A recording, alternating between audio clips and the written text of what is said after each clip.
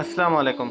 आजकल एक नई जंग छिड़ी हुई है सोशल मीडिया पे, और वो है सिंधी माजिर जंग, कराची की जंग। सही है। सबसे पहले मैं ये बात करना चाहूँगा कि जो सिंधी कहते हैं, वो कहते हैं कि हमने माजिरों को पनाह दी, हमने माजिरों को वेलकम किया, हमने आप लोग नंगे भूखे थे, आप लोग भूखे थे, मतलब आपके पास कुछ था ही नहीं रहने को, ना खाने को ना पीने को, हमने आपको सहारा दिया, हमने आपको पनाह दिया।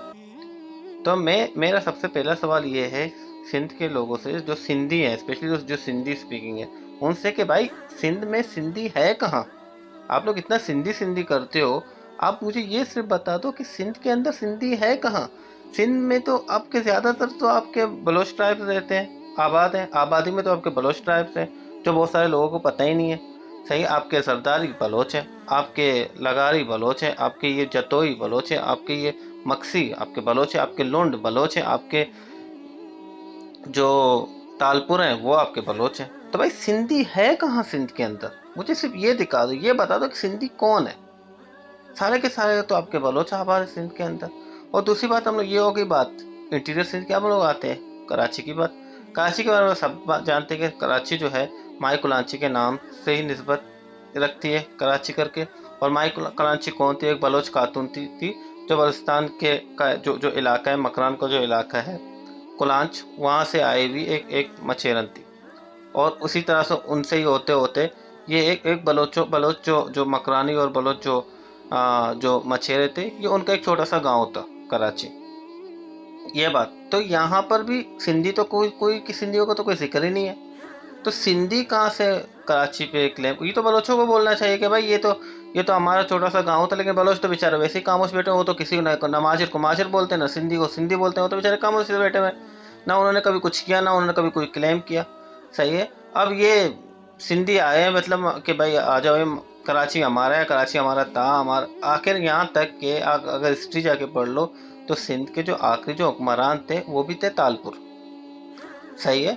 और वो तालपुर भी बलोच ट्राइब है, वो भी सिंधी ट्राइब में है ही नहीं। तो सिंधियों का तो यहाँ पे बात ही नहीं बनता कि वो माशरों को ताने मारे कराची पे और हमने आपको सहारा दिया है। या ये तो ताना तो जाके फिर आपका जो बलोच यहाँ पे आबाद थे उससे पहले, या जो जो कच्ची आबाद थे, जो जो काठियावाड़ी, ये जो भी यहाँ पे आबाद थी, तो उनको वो अगर ताना दे तो कुछ समझ में भी आए। लेकिन सिंध में रहने वाले सिंधी जिनकी कोई कोई मतलब अक्सरियत है ही नहीं, मुझे समझ में नहीं आता।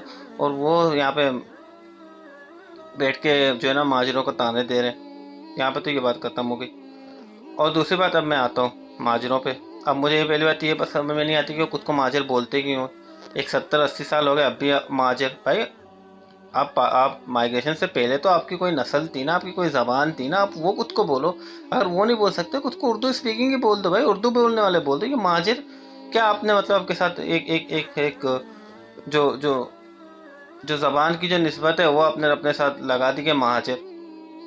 एनीवेज, तो माजरों की अगर मैं बात पे आता हूँ, तो माजर भी इस बात पे जो है ना सिंधियों को ताना ना दे, तीन सिंधियों से मतलब वो उल्टी सीधी बातें ना करें कि वो अगर वहाँ पे कुर्बानियाँ दे के आए, बेशक उनकी कुर्बानियों की बहुत कदर है और उनको बहुत कदर की निगाह से भी देखा जाता है। जितनी कुर्बानी उन्होंने दी, शायद सिंध में रहने वाले, पाकिस्तान में रहने वाले जो शुरू के जो लोग थे पार्टीशन से पहले के, उन्हें उन कुर्बानियों का एहसास नहीं है। ये बिल्कुल मानने वाली बात है। सही। लेकिन लेकिन जो माजिर जो यहाँ पे आए माइग्रेट करके, उनको भी वेलकम किया गया, उनको भी जगह दी गई, उन्हें भी दुत्कारा नहीं गया, उन्हें भी वापस यानी किसी किस्म की उनको भी ज़लालत यहाँ पे देखने को नहीं आई, बल्कि यहाँ पे सिंध में या आपका कराची में उन्हें वेलकम किया गया। तो इस बात पे भी एटलीस्ट मैं ये तो नहीं कहता कि मतलब कि उनके गुलाम बन जाओ, लेकिन इस पे भी कम से कम कुछ अप्रिशिएट तो करना चाहिए, चाहे सिंधी हो या जो भी हो। इस पे तो अप्रिशिएट करना चाहिए कि हाँ आपने हमें वेलकम किया और आपने हमें पनाह दी और आपने हमें जगह दी, जो भी है। और दूसरी बात ये भी सच है कि अगर कराची जो है वो एक मचेरों का एक छोटा सा गांव था, लेकिन इस गांव को जो शहर भी बनाया तो वहाँ से आए हुए लोगों ने, वहाँ से जो माइग्रेट लोग थे, वो पढ़े लिखे लोग थे, उन्होंने आके कराची को डेवलप किया, एक गांव से उसको शहर बनाया। तो इसमें ज़्यादा सारा का सारा जो आपका जो आपकी जो पार्टिसिपेशन है, जो क्रेडिट जाता है वो माजरों को जाता है। कि इसको शहर बनाने में, इसको डेवलप करने में, इसको एक तरक्की याफ्ता सिटी बनाने में वो किरदार माजरों का है। तो कंट्रीब्यूशन दोनों तरफ है, कुर्बानियाँ दोनों तरफ है। तो ये लड़ाई झगड़े में कि आपने ये किया, सिंधियों ने ये किया, आप हमें ये ताना देते हो, उर्दू स्पीकिंग कहते हैं कि आपने हमें ये ताना दिया, आप हमें ये ताना देते हो। भाई इस चीज़ को ख़त्म करो। एक जगह है, उसमें एक सिटी है, उसमें इसमें इसमें करोड़ों की आबादी है, उसमें सुकून से रहो भाई आपस में। अब क्या वो सिंधी, अब क्या वो बलोच, अब वो क्या आपका माजिर। तो भाई आराम से सुकून से रहो, तो मतलब आप में मोहब्बतें बढ़ेंगी ना। आपने खुद को इतना तकसीम कर लिया कि मैं उर्दू बोलने वाला हूँ, मैं महाजुर हूँ, मैं सिंधी हूँ, मैंने पता नहीं क्या, मेरा सर उससे ज़्यादा ऊंचा है, मेरा कद उससे ज़्यादा ऊंचा है भाई।